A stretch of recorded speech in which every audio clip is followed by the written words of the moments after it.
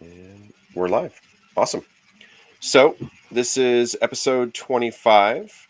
We skipped 2 weeks ago with Halloween, so got busy with the family stuff, and then got back into our regular schedule here. And episode 25, I have Dustin Grahn, gecko.sphere on Instagram, and I put in the show notes that you had a pretty varied collection, and of course, geckos, I assumed, is where we would start talking. And then we were just talking a minute ago that you also build vivariums. On your Instagram at the top there, where you have little story collections, you actually have a whole collection of stories that were just about vivariums, which I thought was really cool. There's a bunch of different kinds, planted and rock work and all sorts of things.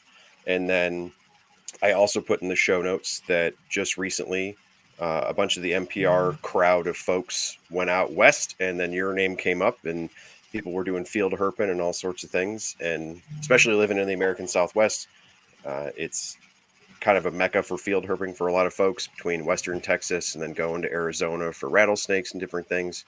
So you have a lot of different parts of herpetoculture that you're involved in. So yeah, man, just kind of start taking us into it. Tell us about geckos and you, and what do you got? All right, so we can start with the collection. It's pretty diverse. It's full of different lizards and snakes. Gecko-wise, that's kind of my main focus for the lizards. I worked with a few gargoyle geckos. I got a decent group of those. A couple of crested geckos, which is kind of where I started, you know. And then I've got some other of like the New Caledonia stuff, like the Urodactyloides. Nice. So I just got a female for my male, so hopefully they'll start producing soon. I've really been getting into like the Australian stuff too, so I just added Stropers. I just got Williams Eye. Oh, that's cool. Yeah, those guys are pretty cool. And I just got the Underwoodosaurus milli, the barking geckos. Yeah. I've got some Nephrus. I've got Odura. I've got, I think that's it for the Australian stuff. I've had a pretty good year with the Odura too. I have a bunch of babies, and I saw they've been a that. blast. So now, was it? I mean, I was just kind of assuming based off of your handle for Instagram, but was it geckos first, and then you broaden the collection, or have you always been kind of a couple different snakes, couple different thing, mix and match, Um, or did you move it's from one to the other? it's always been kind of mix and match, I Okay. think. So my first reptile was like a corn snake, like when I was very young. And then I kind of got out of the hobby. I never got out of the hobby. I always had reptiles.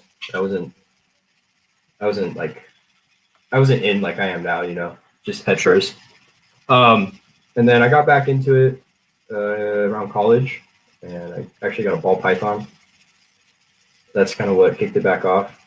My wife, who was my girlfriend at the time, wasn't allowed to have a snakes, so we got a ball python, and her favorite color was yellow, so we got a banana. Oh, of course. Mm-hmm. And then yeah, just kind of we were in an apartment, so we couldn't go super crazy. We just had like the ball python and some crested geckos, and started breeding those. And then it kind of just went from there. I just started getting stuff I liked. I went through the whole Noah's Ark phase, just getting everything I could. I've been kind of scaling back, which is kind of funny because I have more animals now than I ever have, but just trying to focus the collection. Okay. So when with geckos, was it more of a, you wanted to stay with smaller species and they kind of fit the bill, and then you figured out how many bajillion geckos there are available and just sort of diversified from there, or did something specifically draw you to the small guys?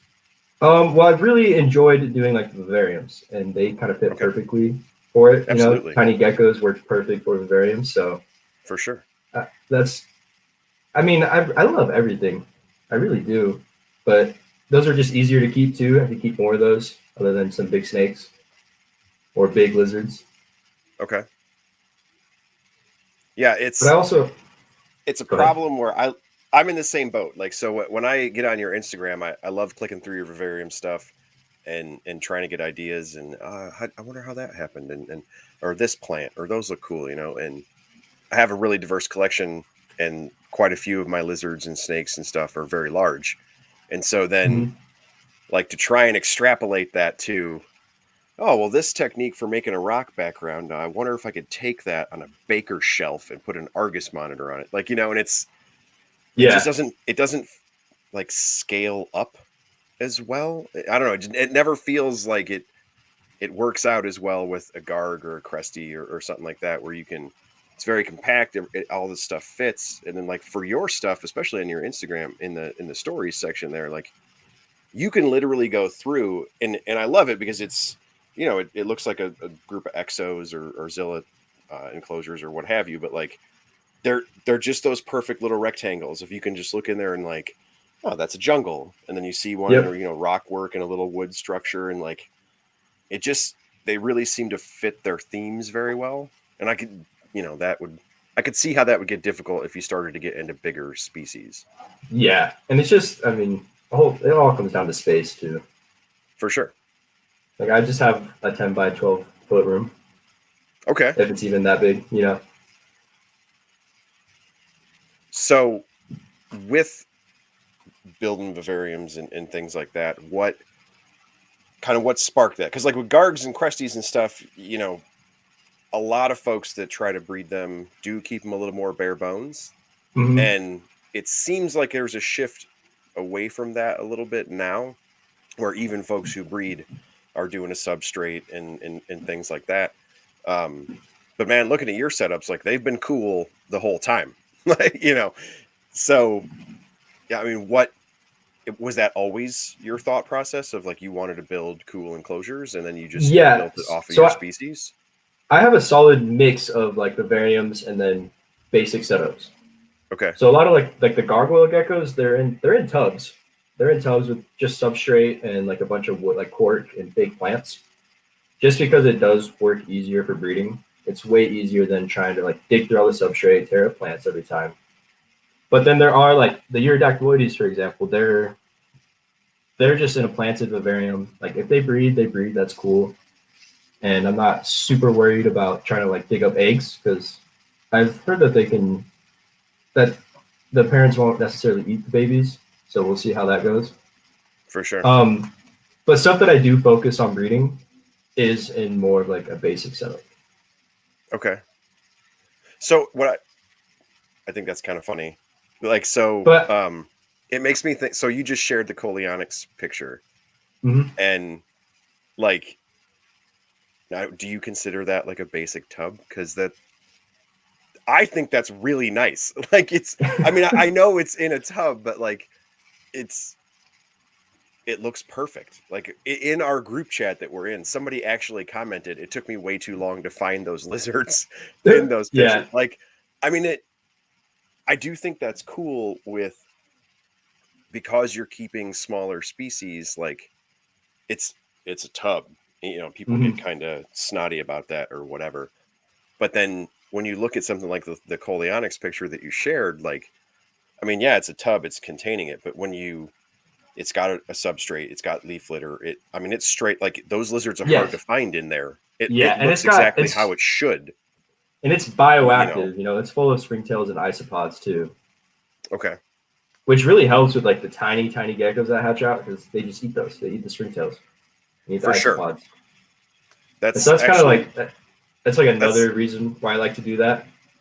Okay. Now, is that something? Because that's really pushing in herpetoculture now is naturalistic or bioactive, and the 50 different morphs of isopod you can get that are like rivaling ball pythons now. Is that something where did you kind of get into that just for the cleanup crew factor, or are you going more of the dart frog nerd route where you have specific species of isopod and all that stuff, or is it more of a utility for you? Oh, it's a utility. These isopods came from my backyard.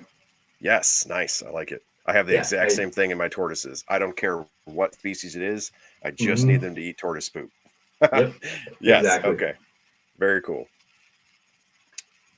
So with the gecko species, that, like, I don't know, that's a pretty broad range, right? Like, like New Yeah. Caledonia to Texas to like that's how do you like what draws you to those things? What I think is it's it? just because they're so diverse, Okay. Just because you can have, I mean, like look at a Leachiatus, this giant thing compared to like a little colonyx. It's like this big. Like it's just such a wide range of different animals, and they come in all like shapes, all colors, all mannerisms. Like the colonyx, they're spunky. They have a lot of attitude for a little tiny gecko, and it Now, just kind of it keeps it a little interesting, compared to just seeing a rack full of ball pythons. Which I mean, I'm not hating ball pythons. I've got a bunch of those too. no, I think it's a different vibe, right? Like Mm-hmm. if you are a reptile nerd, you probably have that collector gene anyway. And Yeah, so, you know, well, I like geckos because there's a bunch of different kinds, which means I can get the Coleonyx set. I can get the, Leachianus set or whatever. And it just ends up being a different vibe, right? Like do you collect baseball cards or do you collect signed baseballs? Or did you go to all the baseball stadiums and have a hot dog? Or like what was your way of making a set, right? And so yeah. when you get the ball python, like the wall rack where you can just pull out like pied albino, da da da da da. You still have that collector It's the same mentality, as all the rest of us, trying to right? collect all the Where genes. Yeah, yeah, I mean I don't really see. I mean, they're fun to make fun of folks that have those because that are like the resident kicking thing of herpetoculture. But like, what is the difference if you looked at a baker's rack with a wall of exoterras and we're mm. like, there's agricole, there's like Yeah. There's a that gecko. There's a that's the gecko. same There's a thing, gecko. man. Yeah. Like it just is a Especially to we're someone who's like not in the hobby. You know, that wouldn't I try to know. show like some of my friends that come over, and they're like, "Oh yeah, that's cool." Like, "Oh Right. yeah, isn't that the same as this one over here?" No, no, it's not. Very It's a important. different shade of brown. Okay. Yeah, exactly. And it at least I don't know. Like I think that's one thing like ball python people could like knock back at us for, of like, Yeah. well, I mean, at least mine look different, Yeah. and I got an albino or a pied, like the difference. Like you guys are talking about eye color and weird crap on your geckos, like nobody knows, and I don't know. It to me is the same thing. Like it's just it allows you to be it kind of adds more to it almost different hobbies, right? Like the Yeah. way you're doing enclosures is kind of its own hobby. Like it's the craft and plant side of making stuff and actually growing the things inside of those enclosures. That's almost separate from keeping the lizards well cared for. Like I mean, I guess the parameters thing for keeping the plants and stuff well, it benefits the lizards, but I mean, those two things could actually be done separately. And so it's Oh almost yeah. like you have extra hobbies. Yeah. Um, and I'll admit I'm not the biggest plant guy. Like I don't know. Like I can tell you the basic plants that I have, but like I can't get into like Latin names or like crazy rare plants and stuff. I don't have the best green thumb unless they're in a tank. Like unless I put them in a tank, then they do pretty well. So how do you like decide on those things? Is it something where you're looking at, I are just on the forums like, oh, well, these plants work out for this kind of thing, so I'll try to replicate that. Or is it Yeah, okay, so is that something yeah. where It's just I mean, there's a basic list, I guess, of plants that'll work in vivariums, like pothos and snake plants and stuff like that. And it depends. Like if it's an animal that's going to climb, then I try to give something that's a little sturdier. It's not just going to trample over and kill. sure. But if it's something that likes to burrow or isn't really going to try and climb, then yeah, you can put like some delicate ferns or stuff like that in them. So now is that something where when you're doing enclosures like that, are you I don't know how to phrase that. Are you doing it in the sense of like these are the plants that I want to see or this is what I want it to look like when it's done growing?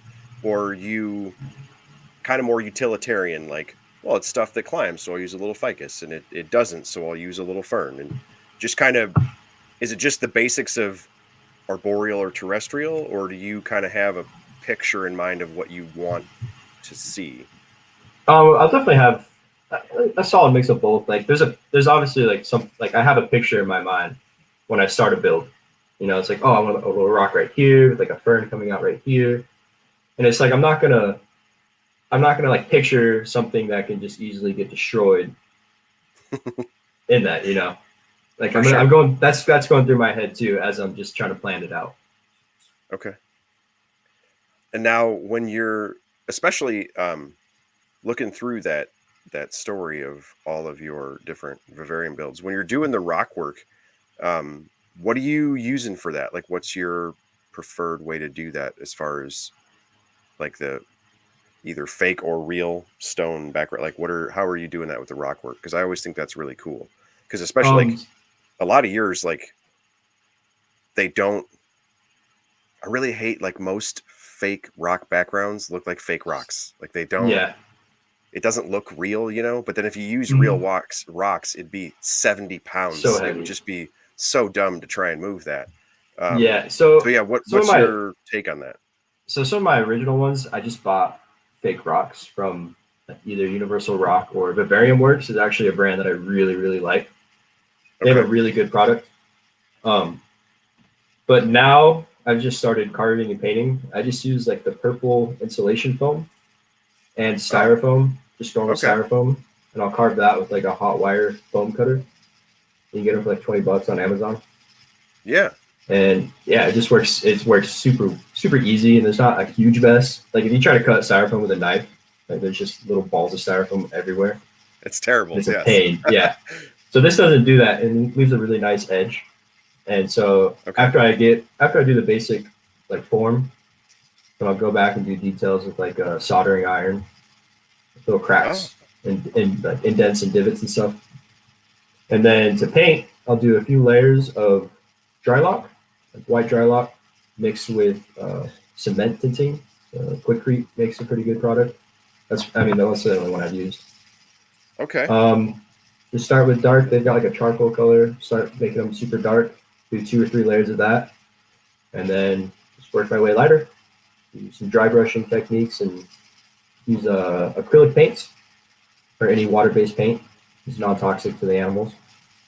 And I've got one that's in a turtle tank actually, so it's been submerged for going on a year now, and it really hasn't washed off. Hasn't you can't really? I don't. I Wow. mean, I haven't tested the water, so I don't really know, but the all the paint is still there, That's awesome. so it seems to So, work pretty well, especially for like. I've used it in dart frog tanks also, and like they were fine. I never noticed anything nice. wrong with them. Okay. That's cool. So with dry brush techniques and things like that, is that something like did you kind of learn how to do that in order Oh to yeah, make the trial and enclosures, or error. did you, okay, so that was you Mhm. developed your artistic skill to make fake rocks. Yeah. Nice. That's um, cool. and it's just paint. If you mess up, put another layer on it. You know, For sure. it's not that hard. And like Okay. another layer of dry lock's actually going to help you. You know, it's just going to make it Yeah. Right. even that much more sturdy. So, That's cool. Yeah, I and like, that explains a lot because like the especially your rock backgrounds and stuff like that, it looks really cool. It's really well done, and you mentioned it a couple times in the group chat that we're in, and I'd seen you talk about it a little bit. Um, but that's cool that doing the dry brush and then putting the tint in the dry lock. That's really neat. yeah, it's super easy. Like it's a little intimidating at first, but it's really easy. Like you get the hang of it pretty quick. You know, Very cool. Now, and I mean you're not gonna learn if you don't fail. So, well, I mean that's fair. So, which do you? So, kind of on that track, like, do you prefer doing that where it's you get to paint and create and do the rock work, or do you want to go more jungle where I can just get some wood and mulch and plant some stuff? Like, which? or both, or what do you like to do? I like the look of the rocks personally. Like, I don't really like doing the whole silicone and like dirt over the background because it's a pain and it's such a mess. This I find it's a lot easier to work with too. And I mean, again, it depends on the animal. Like, if it's something that is arboreal and lives in rock crevices, like I'd like to make some rock crevices, you know? For Like, have you sure. seen the rough scale, like my rough scale python cage? Yeah, That's it's probably my killer. favorite. That's my favorite one I've done, for Yeah, sure. it's when I saw that, that was kind of the what drew me to that was, I mean, that looks real. Like that looks like real stone, Thank you. and everybody has that. I don't know. It kind of has been a running joke ever, from NPR to the Herpetoculture Network guys of, roughies are just rock chondros, Uh-huh. and how everybody always describes them, and it's kind of a thing of, reptile legend now of, in this valley, and the guys had to take a helicopter out there and fight. It's a whole big thing in the background of those animals of why they're so cool and how difficult and all this stuff. And then they're, but kind of because of that, they're more of like a show off animal, And Yeah. so if it's not some person in Australia, the pictures you usually see here are more of like oh, look at my, rough scale. It isn't like you literally said a roughie doing roughy things. Like that's, I thought that was really cool because that's what we all thought. You know what I mean? Like we heard Mm. Mark O'Shea and we heard those guys talk about it of like took a helicopter out and climbed this rock face and this thing was wedged in there and then the whole thing behind it. And then you took a picture and it's like, yeah, just like that at my house. Yeah. Wedge into Like rocks. that. I thought that was super cool. Like Yeah, it's I don't nice when they know. actually use what you give them. You know, 'cause a lot of times you'll make this really nice looking background, and they're just jammed up in the very corner of the tank. Don't want anything to do with it. True. Yeah, I get that. I have a lot of my bigger stuff is like that where I have gigantic enclosures for green iguanas and just all the ridiculous things that I have. And you know, my one orange male is a monster. And he just hangs out on this ledge like that's his jam. And in my head, I know that they're a visual social lizard and he's a big male, so he wants to sit up and, lord it over his domain or whatever. Like I know why he's doing it. But when I look at the enclosure, I'm like, man, do you know how many square feet of space you have to use, you stupid lizard? Like I know why he's doing that, but like Uh-huh. climb around or something. Like, I don't know, hide behind a plant or anything. Like I made all this cool stuff. Like, yeah. Yeah, you're working It, with that zoopoxy stuff too, huh? I Or did. yeah. I just did that with my normal male green iguana. I built like kind of a tree setup for him. That stuff's super cool. Not cheap, definitely Yeah, not cheap. that's kind of But why I haven't tried it yet, but I really want to. yeah, I I I saw what Mike Stefani was doing, and so I knew it was cool. Like he made neat stuff, and so I I wanted to try it, and I almost hoped that it wouldn't be as cool as I thought because it costs a lot of money. And Yeah. so I was like, oh, it's really kind of hard to justify the expense when I'm not making a gecko enclosure. I'm making an 8x6x4 iguana enclosure. Like, it ends up it adds up fast. And Yeah. then I got it and I called Mike and he's cool. Like he's local to me. I see him a lot. Um, and I just picked his brain. He talked me through it, and it actually was a lot of the same stuff you're describing. Once it had dried, was acrylic paints, dry brush techniques, making depth Hmm. and things like that. And my wife is way more artistic than me, and so she kind of walked me through a lot of it. She did a bunch of it, so it ended up looking pretty cool. Um, but yeah, it worked out so awesome that I kind of have to keep using it now. I really liked it, and so I'm gonna do um I have another monster setup already. It's already done. It's a foam background, but I want to cover all the foam and make it for a Hog Island boa. And Oh, nice. I'm looking at it, and it's the same thing. It's 6 by 4 by 3, maybe 3 by 3. I don't know, somewhere in there. It's just random, like armoire type piece. And I was kind of going through it in my head, like, well, it's going to take this many buckets of Zoopoxy to cover that, and that's going to cost this much, and and I kind of have to now because it was an awesome product. I don't want to not, Yeah. I actually haven't used Drylock before, and I really want to dig into that because I think it looks really cool, and I really like that you can tint it. I've seen some other folks talk about that, and it ends up looking really cool. And you don't even need to get like the cement tints. Like, my first ones are just paint. Like I just tinted it with paint. Really? Yeah. Cool. Yeah, you have to use a lot because the base color like me, of the Drylock is white. You kind of have to use a lot. Yeah, you kind of have to use a lot of the paint, but the tint works a lot better.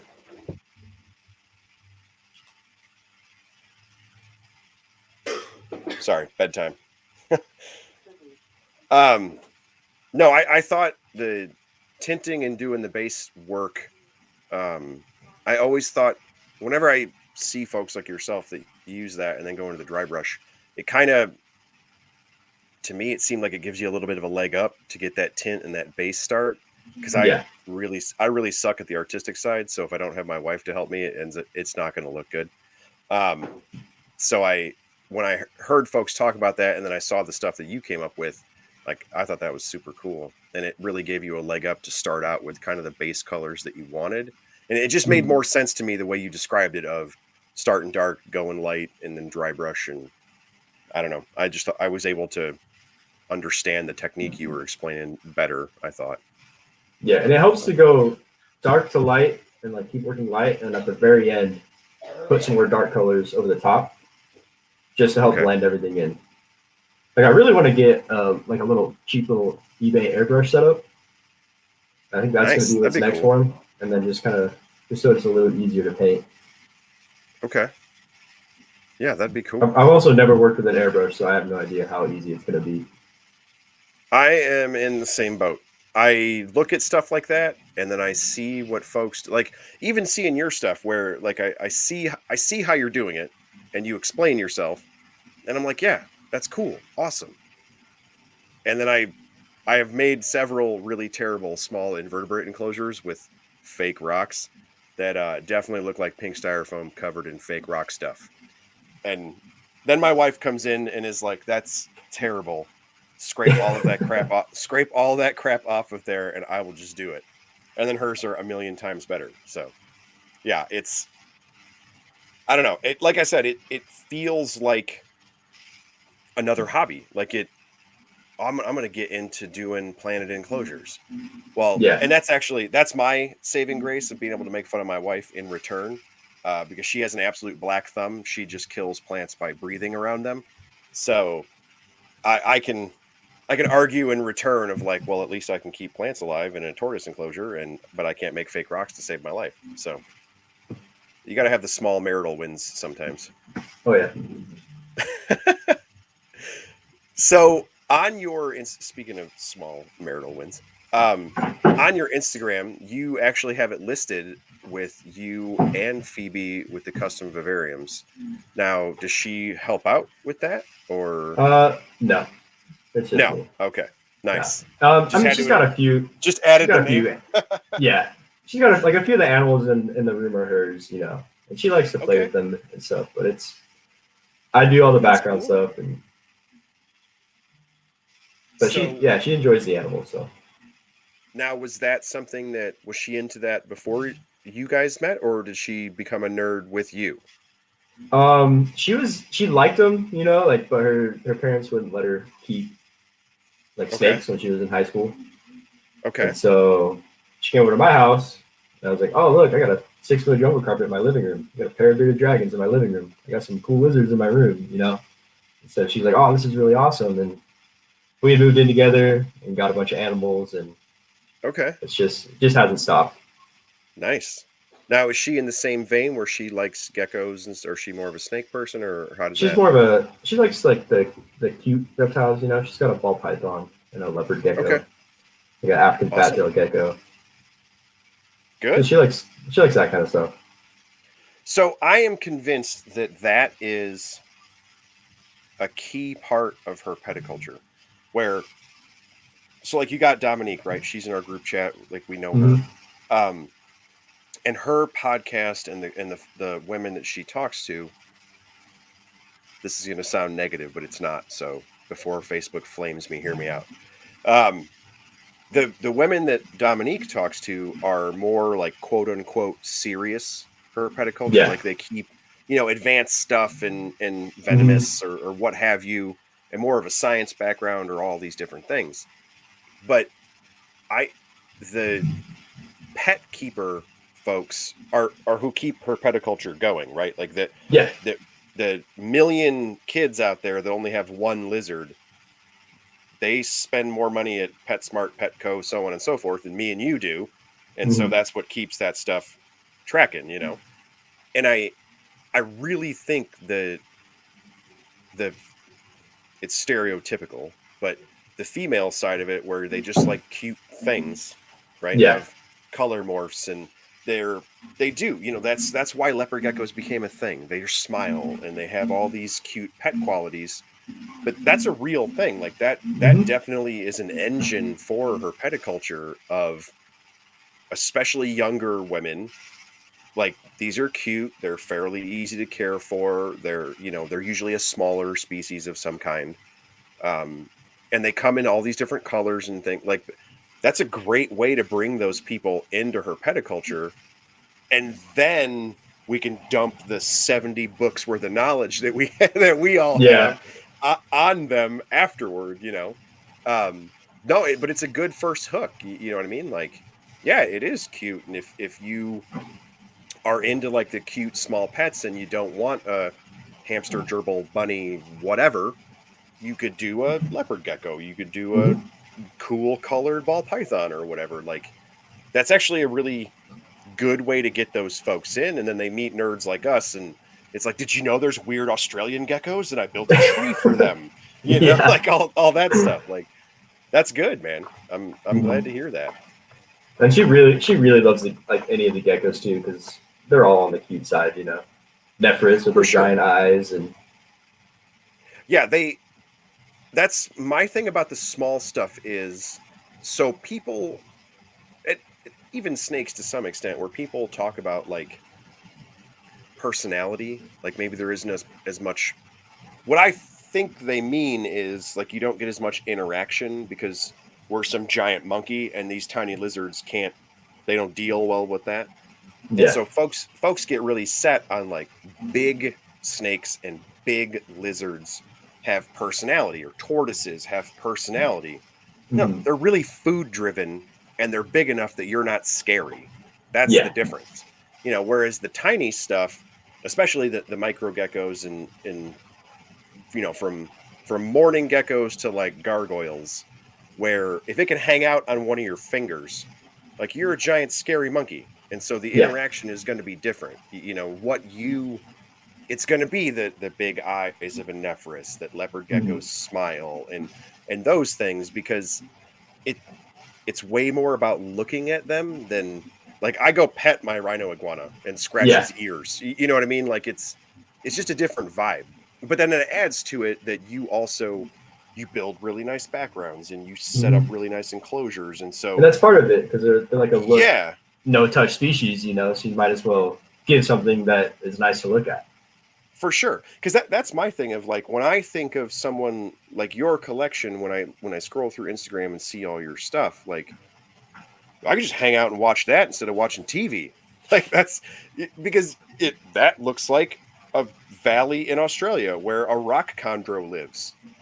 That's really cool. Like, if I watched the rerun where Mark O'Shea did that, and then I could turn around to the other side of the living room and just watch it in my living room. Like, that's awesome. I think that's really cool. Like, that expands your hobby of, Hmm. because people get really down on it, right? Like, I clean stuff and then I change waters and then and it kind of becomes routine. Yeah. And because you don't, well, not necessarily, I don't want to be overly specific to people, but like if you do have just tubs or a rack or even just an enclosure, but it's more bare or bare bones, you you don't really hang out and watch those, or you don't just kind of chill on your couch and like, oh, I wonder what the geckos are doing. Well, probably drinking or eating or in a hide because there isn't much else in their enclosure. Yeah. Whereas like your enclosure, I don't know, they're crawling around inside of a plant or like hanging off a rock or doing other weird gecko things, like because all of that stuff is available to them.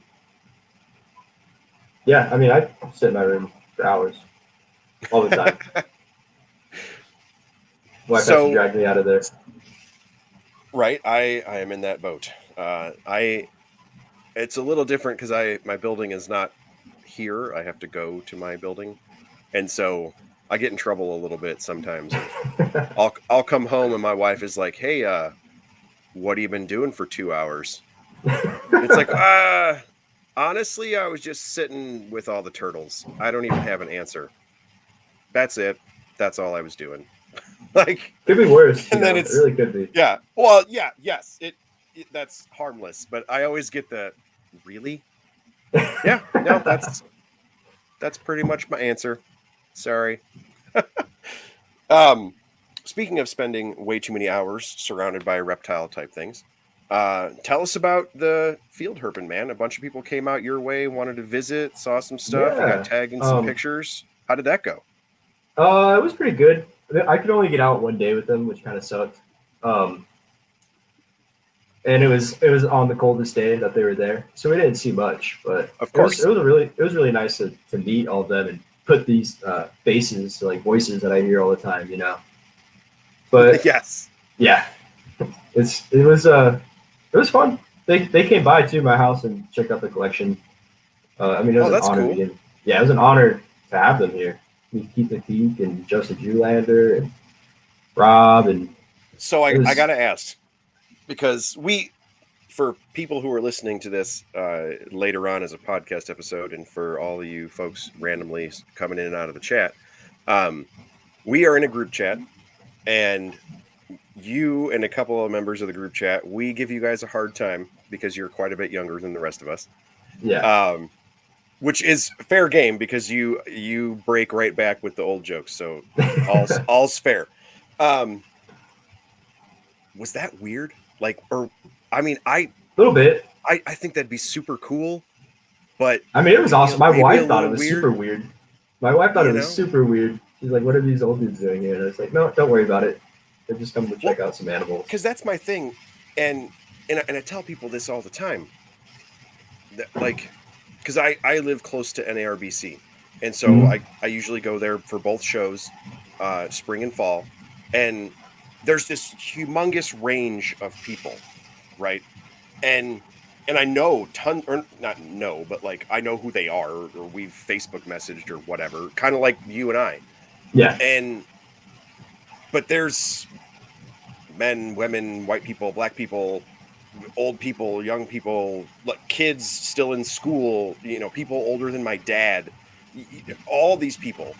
Um, and like nobody really cares about any, like, it's just like 10 of us around a table looking at somebody's carpet python or chameleon or whatever, and Uh, if you were on the other side of the table and you took a picture of like all these faces, it's like, what are all of you doing together? Like, yeah. like, I don't know. I just, when I saw that group go out and then you were like, oh yeah, they came over and we went field herping and they tagged you in some pictures and stuff. And then they do the same thing, every now and then they'd take a selfie or whatever, or like different state parks and stuff they went to. And it was just this super random grouping of people. And then seeing your comments in the group chat of like breaking on people about being old or whatever, I was like, that is so, I don't know. I just thought it was cool, but it was probably a little weird. Yeah. I mean, it was. I loved every second of it. You know, I got to meet some people that I really look up to. And I was like, For sure. I told my wife, like, this guy wrote a bunch of books that I have on this bookshelf right here. Like, this is awesome. She's like, oh yeah, Right. that's pretty cool, I guess. But That's awesome. So, now are you able to get out pretty often to field herp, around where you oh live? yeah, Because I mean, yeah. like you're in a I probably get prime out. place. Yeah, I mean, I have to get out. I mean, I live in Arizona, you know. I probably get out more than I should, but I'm okay with that. I spend the majority of the summer out in the field. I mean, Okay. I've got a tiger and rattlesnake place 2 minutes from my house, you know, and I Wow. live right on like a man-made river. It's just wastewater Okay. treatment, but there's a little bike path that I'll take at night, and you find atrox and king snakes, and right behind my house. So I get out a lot. Wow. I get out as much as I can. Now, did you grow up doing that, or did you discover that after you got into reptiles? Yeah, I grew up doing it. We would Okay. So I grew up out kind of in the sticks, like out in the middle of the desert, and we would have like a 4x4, like a Polaris Ranger. And at Okay. night, during the summers, we'd go drive that out in the mountains looking for snakes. You know, we'd have black lights looking for scorpions going in our backyard. And That's so we awesome. grew, yeah, my family has always been animal oriented. We've always had reptiles. We've always had horses and chickens. And Okay. I grew up doing 4-H, so we had pigs and sheep and, Nice. yeah, full of animals. Very cool. Now, is your wife into field herping, or is this a you No, thing? this is a me No. thing. No. She Okay. she'll sometimes road cruise, but she's not down for the 8 mile hikes, you know, up a Okay. mountain. I get it. So I get it. it's definitely me, and then I have one really good friend that we're out in the field all the time, all summer. Very cool. Very cool. So is that something where does that kind of influence, because like with the coleonyx, Mhm. does the fact that you have so many iconic species, and really, I mean, even the landscape around there is, as far as America is concerned, the American Southwest is pretty iconic. And then when you get to reptile nerds of, West Texas, and then if you're into rattlesnakes and stuff, you start to talk about Arizona. Like there's a lot of really iconic stuff in your part of the world. Does that kind of influence, because to me, you I mean, some of your snake stuff is a little different, and then maybe Strophorus and things are kind of on this track now, but like a lot of your geckos are not your environment. And No, I and have I I mean, have is it native I have the native colonics, but that was the it for like desert geckos for the longest time. okay? Everything else was tropical. Now, is that, I guess it kind of could go both ways, right? Like you don't necessarily need to make a lot of desert stuff because you can just hang out and see it. Making the tropical is what would be exotic for your hobby. Yeah, and it's a lot easier too, like for planting and keeping stuff alive, like plant wise. It's a lot For sure. easier For sure. Yeah. Yeah, because than that's having like an actual bioactive setup. You know, it's kind of hard to keep springtails and isopods alive in a dry tank. yeah, that's true. That's true. Because that's like, you know, kind of the same way with having that group of people, come visit you, and they're so diverse as far as ages and different parts of the country and stuff like that. Uh, you know, for me, being from the Midwest, like I think it's funny that so many people now are into like Nerodia Mm-hmm. because and garter snakes.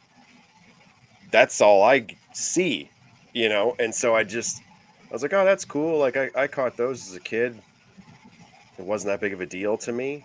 But then I see, or and see posts and stuff, and you type things out, and they're like, oh yeah, I went and did this and saw that, and it's right by my house or whatever. And I'm like, man, I was trying to build that in one of my enclosures, like, because it's so different for me that, well, yeah, I would love to build a desert vivarium and do these things because I don't have that.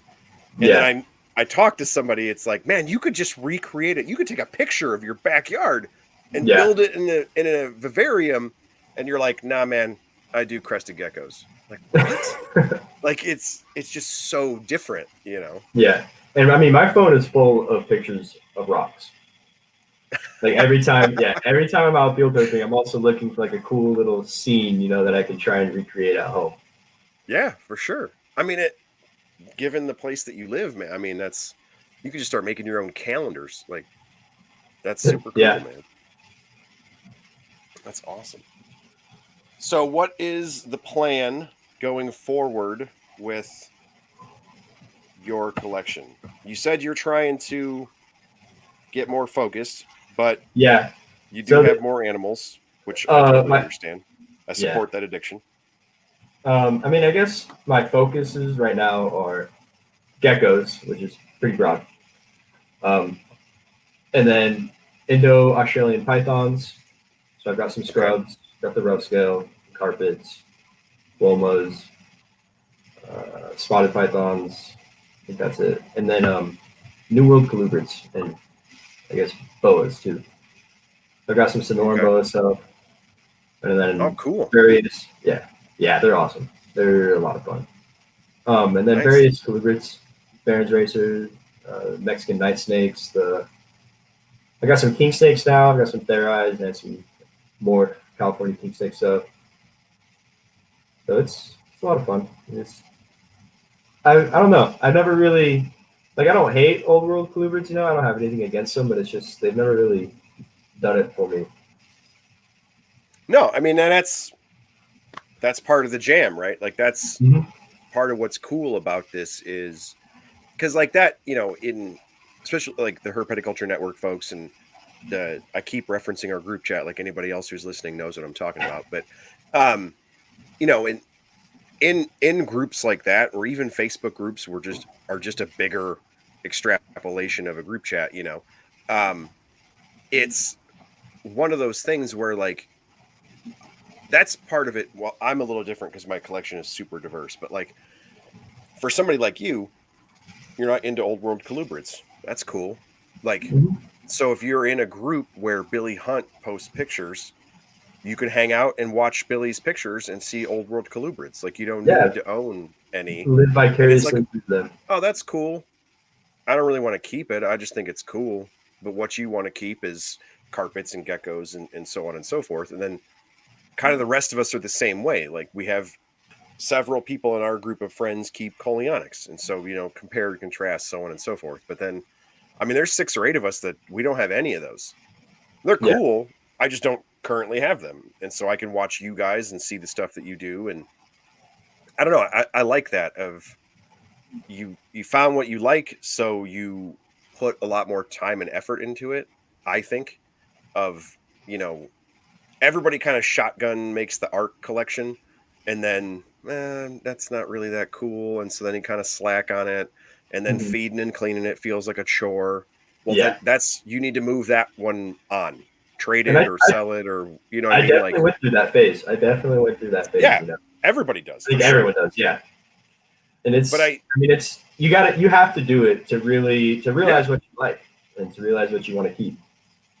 Well, and even for somebody like you, where you like geckos and you have a pretty diverse collection of geckos, it's definitely one of those things of that's where you start to get into the specifics, right? So, you know, you have quite a few geckos that are arboreal. And so then you get a new species that's arboreal. But maybe that species hides a lot. Maybe that species is nocturnal. Maybe it eats something weird that's just a pain. And so it, you know, you already know arboreal geckos.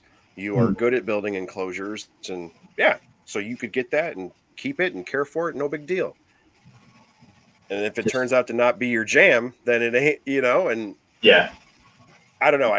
It's one of those things where when I hear people talk about it, of like, and I got to clean and feed and all these things, like, then that probably isn't the thing for you, you yeah, know, like, because when I see people like you post, it's, "Oh, I made these rocks," and then they use it, and you know, I made this background, and I'm trying to figure out how to move this plant and do these things, and that's clearly the thing for you, because you're talking about it. You're always saying like, "Oh, I did this or did that," or, you know, "I made this background," and I'm trying to figure out how to move this plant and do these things, and that's clearly the thing for you, because you're talking about it. You're always saying like, "Oh, I did this or did that," or, you know, this thing, and it's just a whole different conversation, right? When you can Yeah. tell that that's their groove and they're in it.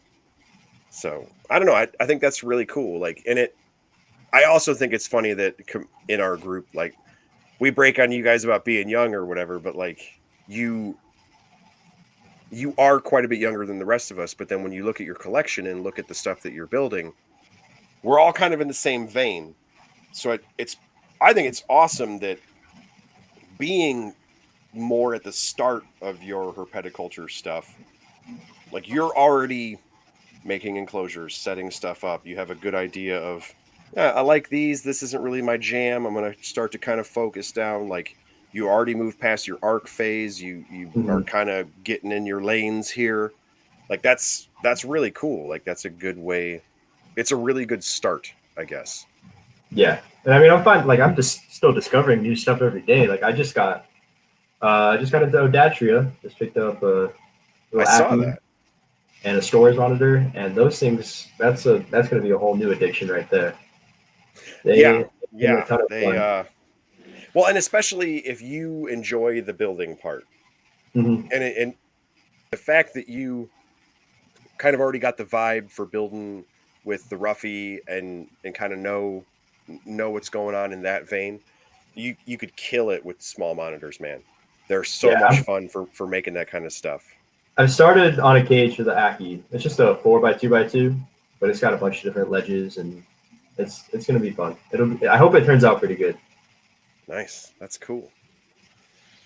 So when with something like that, so what from geckos and did that kind of come off of the Australian Python branch where it just sort of made sense? Like what drew you to that? What's that? Like the Ackies? Yeah, moving into small monitors instead.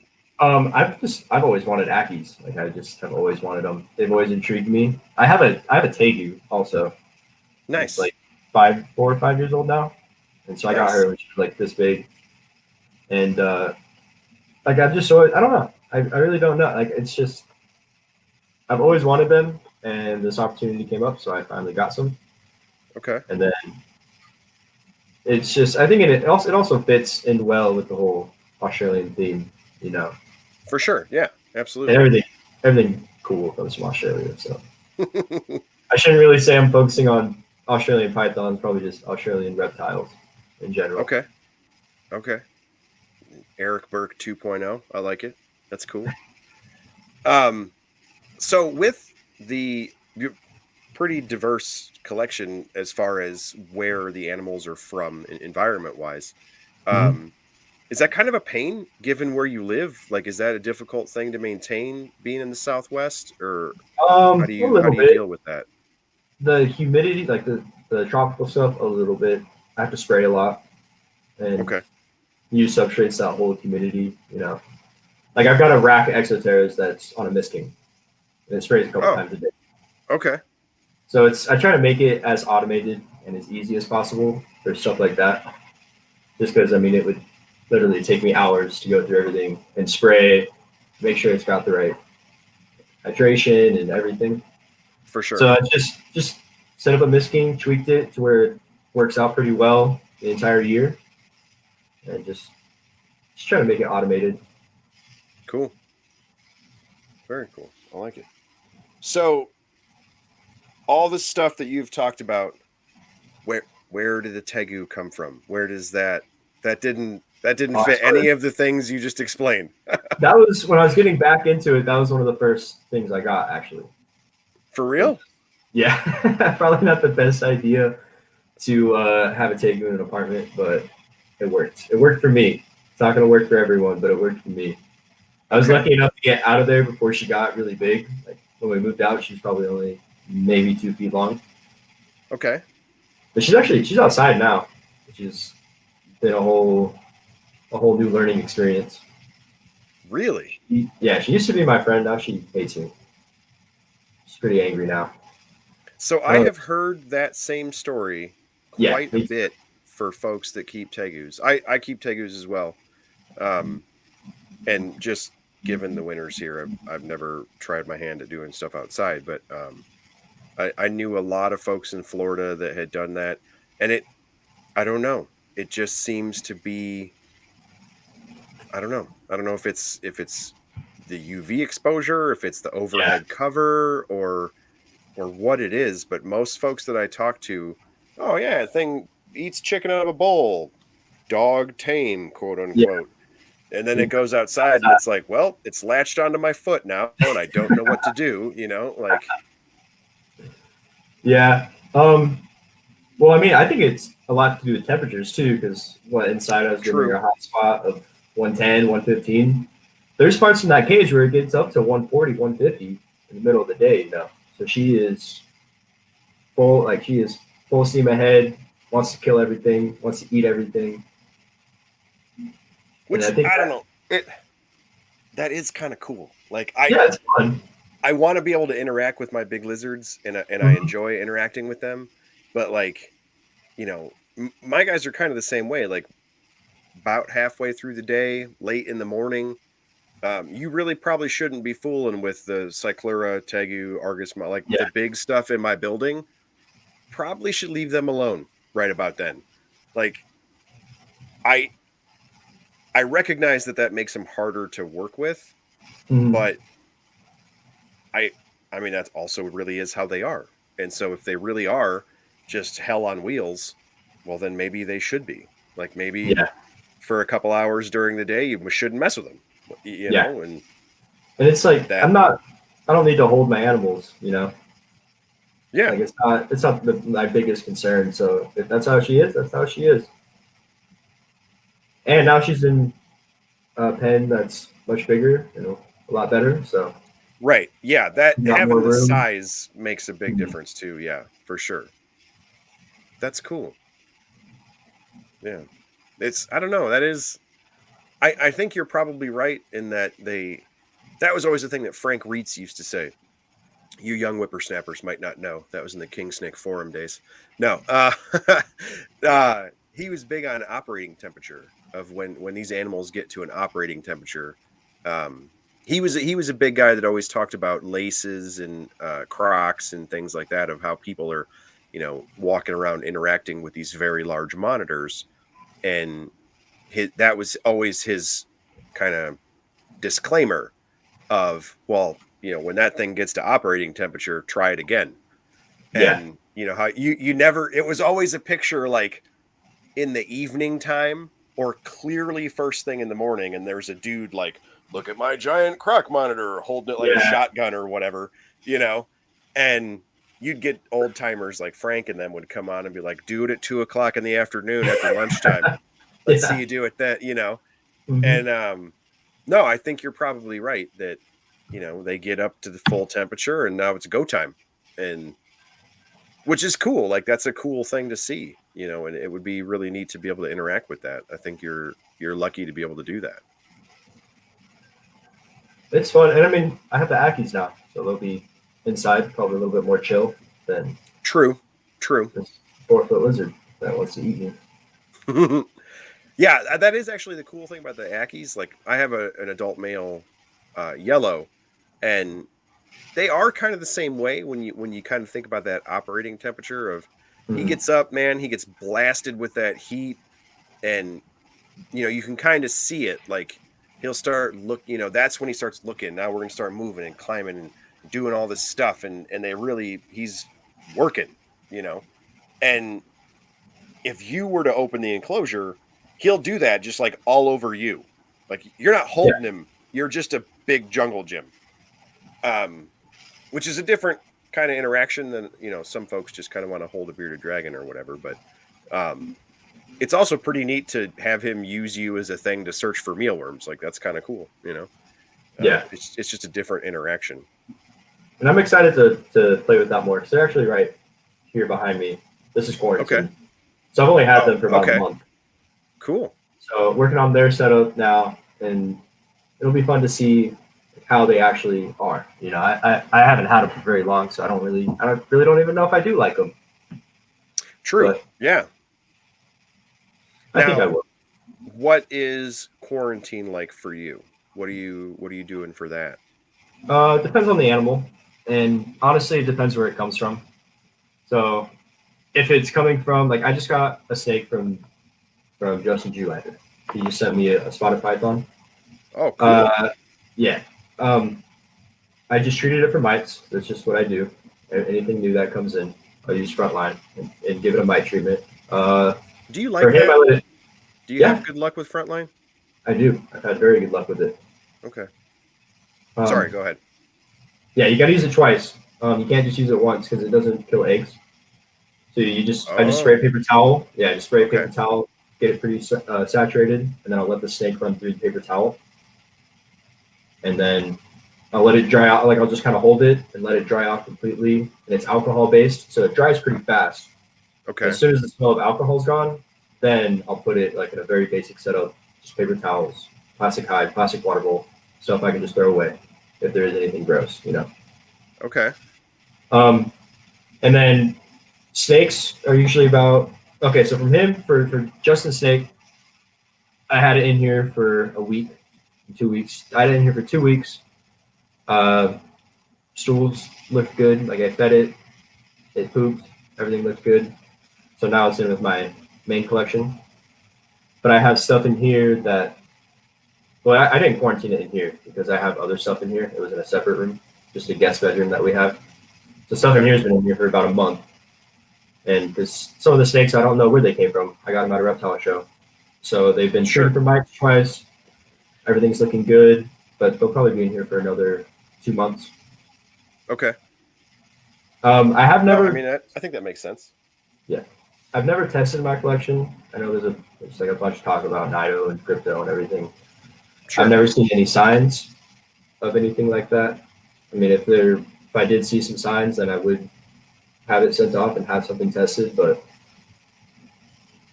I don't know. I think it's something that does need to be talked about more in the hobby and something that people probably should do a lot more of. But I'm guilty of it. I don't test. I haven't tested anything.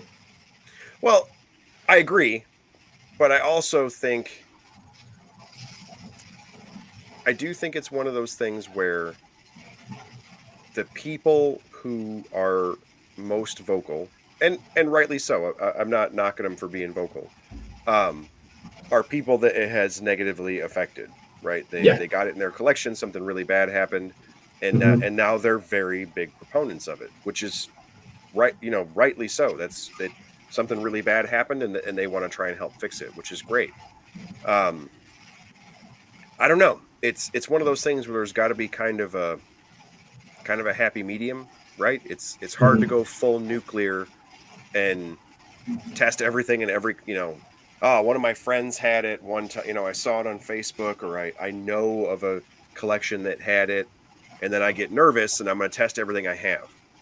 And it's like, well, you know, if because I'm the same way. I have a really diverse collection. I have tons of different stuff, bunches of snakes, and I also have never tested for that. Um, but I also have never lost a snake in circumstances that would make me think, that I had one of those things in my collection, um, or lizard or what have you. And I don't know. That's really difficult, because it people like us that do have bigger collections. It's like, well, hey, man, the odds are higher that we would Yeah. have it because we have a lot of stuff. Yeah. But it it's statistics, right? Statistically speaking, the odds are higher that you or I or somebody like us would have those things. We have more stuff. Hmm. But statistically speaking, we don't all have it. There's no way all of our collections are infested or what have you. And there's a little bit of yelling fire in a theater going on there. Yeah.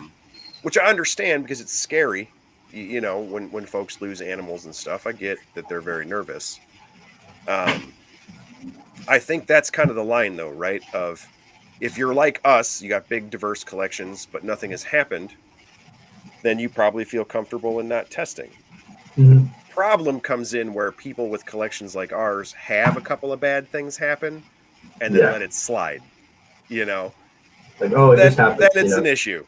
You know, Yeah. yeah, you do have to have that little bit of realization of like, hey, man, that wasn't good. you need to get tested, you know. Until that happens, like, I mean, I get it. I have not done it myself, so I'm not going to criticize somebody else that hasn't. But I do know that I'm happy that more people are aware, because when a person like us were to have the bad thing happen or have this weird death or weird loss or whatever, it should be in the forefront of our mind to be like, okay, that was the thing. Mhm. Time to test stuff and figure it out, Yeah. Yeah. Yeah. No, that's I don't But you know. still I could. Yeah, I don't I hate the Facebook way of doing things where it's like, let's Yeah. flame everybody who doesn't test, or When 80% of those people have never tested a single animal in yeah, their collection. Yeah. or don't have enough to even worry about it. Like, Yeah. I got my third snake. I tested everything. That's cool. I'm getting 3 snakes probably tomorrow. Or what, of the Mhm. 140 I have, or whatever crazy number I'm up to now. Like, it's just different. It's not the same, you know. Yeah. Yeah, that is a difficult one. I mean, I am glad though that people are talking about it more. I think it's a good thing, It needs to be talked about more. for sure. And I I am happy that you said it kind of depends on who it comes from, Yeah. because I hate I really strongly dislike people that talk in um like absolutes. I hear the NPR guys say it a lot too. They're like, I'm really trying not to talk in absolutes. I'm trying not to say everyone or everything, or they're really making an effort to not talk like that. And I think that's cool. And I've thought along the same lines myself, and I catch myself doing it sometimes. Um, but the way that we talk about quarantine, I feel like those of us with bigger collections, or more quote unquote experienced people or whatever, um, we talk about quarantine in the way that we want new people to hear it. Yeah. Like, I want a new person to quarantine everything for 90 days. And so I say I quarantine everything for 90 days. And that is not true. And 'cause it's not, I don't do that. Mhm. I know for a fact that I should. And I know for a fact that if it burns me, it's my fault. Yeah. Oh yeah. But there are a list of people that I trust. There Mhm. just are. And if you're not on that list, 90 days you go. Yeah. Like, and I know that's not the right thing to do, but I also know that I do it. And I I don't know, I'm just glad that you said it that way. Um and I don't think that you're wrong for doing it the way that you did it. You did for mites, which Mhm. is the number one problem you're probably ever going to run into with anybody, Yeah. even people you know. Yeah. And And I mean, just, it doesn't matter who it comes from. Like, I'm gonna treat it. sure, that's a Like, that's standard thing.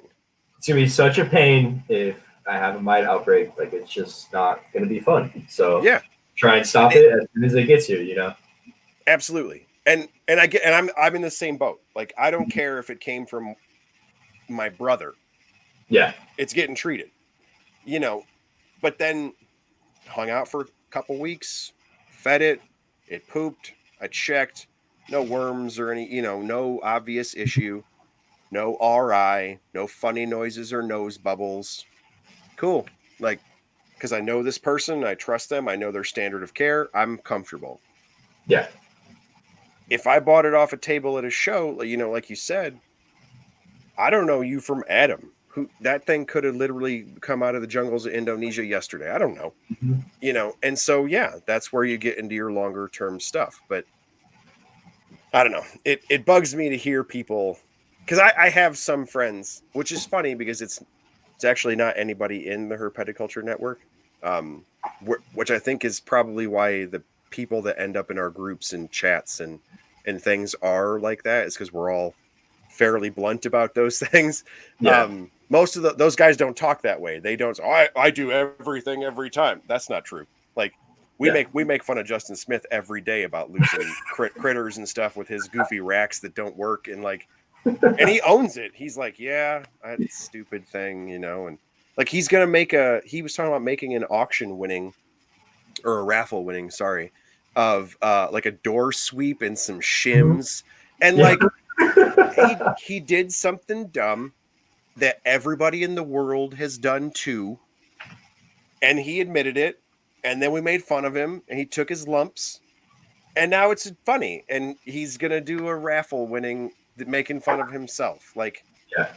yeah, everybody else did the same thing. He posted that, and then I shared a picture like a day later of a full grown red tail boa sitting on top of my Argus enclosure, and I was like, well, looks like I shouldn't have made fun of Justin because my son left the door open, and here's a 7-foot snake. Like, at least you guys lose little stuff. I lost a snake longer than I am tall. That's ridiculous. Like, and no, and the quarantine is the same way. Like, when I get it from my buddies, when I know where it came from, I treat it different. Mhm.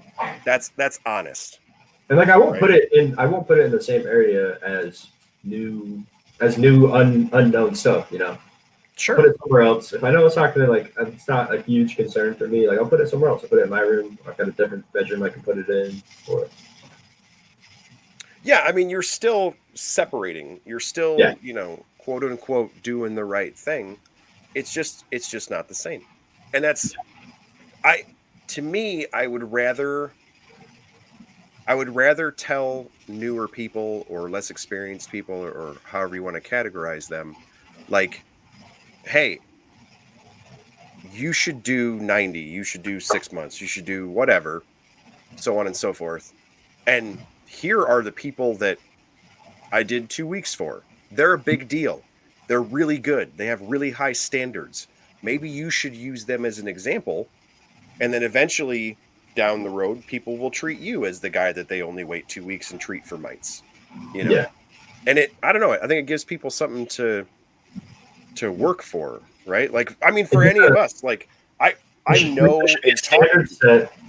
Yeah, there should Yeah, be like a standard that's set. And then you can work off of that. for sure. Like, but I mean, you were saying you got a snake from Justin. Like, that's a big deal.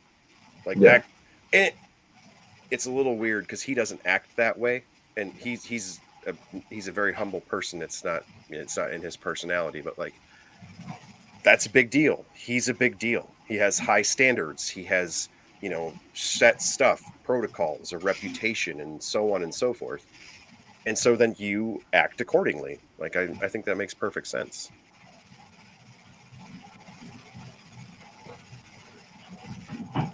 So that was a whole long-winded thing about why I said to do the wrong thing for quarantine. So I'll get flamed on that in the group chat for sure. That's Yeah, that's fine. cool. I'm right there with Um, I'll just start sending out pictures of door sweeps to people. I don't care. No. So we are cruising past an hour. So we're gonna try and wrap up here so you can be done with your Sunday night. Um, what what's the plan, man? Like, I know you said that you got into some smaller monitors and stuff. you. Are you wanting to? Is most of the stuff that you're keeping looking more toward breeding, or are you kind of a mix and match of just keeping stuff? Like, how does it go forward from here? I'd like to pair up everything that I have, Okay, and so give it the opportunity to breed. If it does breed, awesome. If it doesn't, then so be it. It doesn't breed. This isn't my job. I'm not putting food on the table with it. okay. But I would love to see. I'd love to see little snakeheads hatching out. New geckos being born here. But Now, so is that something where do you want to like vend and things off of that, or is that more of a like yeah, trade with your buddies, or what's the plan? both Both. everything. Okay, I just vended my first show in October. I saw that. So How yeah, I did brought that a bunch go? of. It went really well. I brought a bunch of like just vivariums and like tanks and stuff made up and sold all of them. Sold a couple Okay, geckos. It went pretty well. so now is the vivarium side something that you want to keep doing that more like as a service, or Yeah, how do you? Okay, yeah. It's something that because I mean, so many people are going to buy an animal, you know, but everyone's going to need a cage for that animal. 100%. Yeah. Yeah. So I can only sell so many animals, but I can sell this person a cage that bought an animal from someone else, you know? Yeah, absolutely. That's a running joke if for folks who've never been to an NARBC. The auction benefiting USARK on Saturday nights of NARBC is insane. For one thing, it's insane. But that's always a joke. Brian Potter, he runs the auction. He's one of the co-founders for the show. He makes fun of people all the time, and he's just being he's just trying to be funny. He's not trying to actually rip on people, but he's oh, you people that breed animals, like, you guys are dumb. You see the people that bid the highest on this thing, they're selling stuff. They're selling light bulbs, and they're like, he's giving them a hard time. It's always, I mean, he sells animals, so he's breaking on himself, so it's not a big thing, but like it is a massive part of herpetoculture of dry goods and enclosures, especially now with Mhm. actually having realistic enclosures. People are into naturalistic and bioactive and so on and so forth. Like, in all reality, naturalistic and bioactive is just fancy dirt with more bugs in it. Like, the background and stuff is still inert, typically inert or fake or what have you. And then you just plant around it. And so Mhm. if you can provide that part, like, I think that's a good plan. That's Yeah, cool. I mean, if you want to make money in reptiles, start selling feeders. You know, True. Yes. I'm not Very saying true. that's easy or you're going to make a lot of money from it, but that's probably the best way to. Yeah. I mean, that's very few people who do just animals have made it, quote unquote. Yeah. Um, and I feel like that part of the hobby is probably only getting more difficult Oh yeah. because technology is making those things a lot easier for pet species, or for regular species. There's still a whole bunch of species that are really hard to breed, but the things that are easy to breed are only getting easier with the technology that we have. And so I think you're right that moving into more of the dry goods, I guess, or The necessity side yeah, of the hobby. yeah, that's smart. That's cool. Yeah, All right, I'd man. like to continue. Oh, sorry. No, Go no, go ahead. ahead. No. Yeah, I'd like to continue trying to offer that as a service, just making vivariums for people, and then right now I'm really trying to focus on pairing stuff up. Like I've got some ones and twos of Australian geckos are expensive, man. They are Yes. hard to find Yes, they and a are. lot of money. Yeah. So I've just been I really want to pair up like stuff like that and try Cool. to get some breeding pairs going and see what I can do. And a lot of my stuff's young. Like a lot of my snakes are young, so I'm just raising them up. Okay. Yeah, Like that's I probably I hear ball python people talk about that a lot, of the new people that come into their hobby don't have any idea how long 3 years actually is. yeah. Because everybody buys hatchling balls and then they're going to be rich, and then they realize they got to feed them for 3 years before they ever Mhm. make anything even resembling a baby. Yeah. Yeah. I mean, that's true for nearly every snake species, so it's not a ball Yeah. specific thing anyway. Um, no, that's good that you I mean, aside from in the chat and stuff, especially following your social media and stuff, like, you obviously have a plan. So I think that's really cool. I'm glad to see it. I hope the vivarium thing. I I hope more people see the value in that, Mhm. because it's one of those things where, if, like, you're clearly very good at it and you make cool stuff, and so it's you, just from talking to you, even just here, like, you're smart enough to realize that that's not going to make you, like, wealthy. Yeah. But if enough people support you in that at shows and things like that, it will allow you to not only continue, but that's the kind of thing where, with the dry brush technique, or with using dry lock or using zoopoxy, or kind of like advancing your craft a little bit, Mhm. those hobbies like that, or artistic hobbies like that, it they're time based, right? And so it's repetitions and doing more projects and multiple. How many times can you do this rock before you get it to look like the Australian red one or the New Zealand gray one or whatever?